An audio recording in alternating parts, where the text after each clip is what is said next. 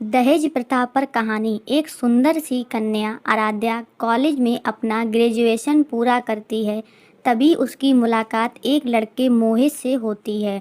मोहित भी बहुत स्मार्ट और माता पिता का आज्ञाकारी बेटा है। दोनों एक दूसरे को पसंद करने लगते हैं।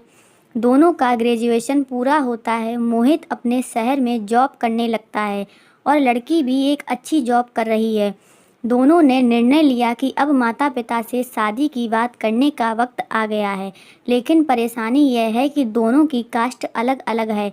आराध्या ब्राह्मण है और मोहित राजपूत। मोहित के समाज में दहेज बहुत ज़रूरी है, जो कि नकद में होता है।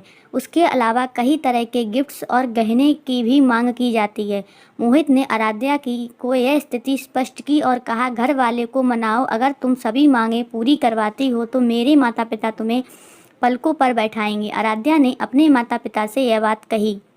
आराध्या के माता पिता को यह बात पसंद नहीं थी, पर आराध्या की जिद थी कि अगर मुझे दहेज दोगे तो मेरी इज्जत बढ़ेगी। आराध्या के माता पिता सक्षम भी थे, बिना मांगे भी आराध्या को बहुत कुछ दे सकते थे, पर उन्हें इस तरह दहेज की मांग करने वाले लोग पसंद नहीं आ रहे थे। लेकिन माता पिता आराध्या की खुशी चाहते थे और उन्हें यह डर था कि कहीं उनकी बेटी ये ना सोचे कि वे अपनी बेटी को कुछ देना नहीं चाहते। इसलिए उन्होंने सभी शर्तें मानी। शादी में मोहित को कार, फ्लैट, फर्नीचर के साथ 50 लाख नकद दिए गए। साथ ही आराध्या को गहने भी दिए गए और सभी रिश्तेदारों को गिफ्ट्स और कपड़े भी दिए गए। शादी बहुत धूमधाम से की गई और कोई कमी नहीं छोड़ी गई। आराध्या को मन ही मन ये गुमान था कि कास्ट अलग होने के बावजूद माता पिता ने उसकी शादी ससुराल के हिसाब से की है। आराध्या को विश्वास था कि उसे बेटी बनाकर रखा जाएगा, उसे वही प्यार दिया जाएगा जो उसके माता पिता ने दिया, क्योंकि उसने अपने ससुराल का मान रखा है। आराध्या ने अपने घर से ससुराल विदा ली। ब्राह्मण कन्या राजपूत घर की बहू बनी। ससुराल में बहुत ज़्यादा पर्दा प्रथा थी। बहू को मनचाहा खाने तक की स्वतंत्रता नहीं थी। कितनी भी भूख क्यों ना हो, घर की बहू सबसे खाने के बाद ही खाएगी। यहाँ तक कि उसे घर के पुरुषों के सामने बैठकर तक की इजाज़त नहीं थी। आराध्या ने इस बात पर ऐतराज़ दिखाया, पर उसकी किसी ने ना सुनी। मोहित ने भी ये बोलकर मुंह फेर लिया कि यह तो परंपरा है। आराध्या को जो गुमान था वो धरा का धरा रह गया। उसे अपने माता पिता की बात याद आई और जब उन्होंने समझाया था तब वह उनसे बहुत लड़ी थी।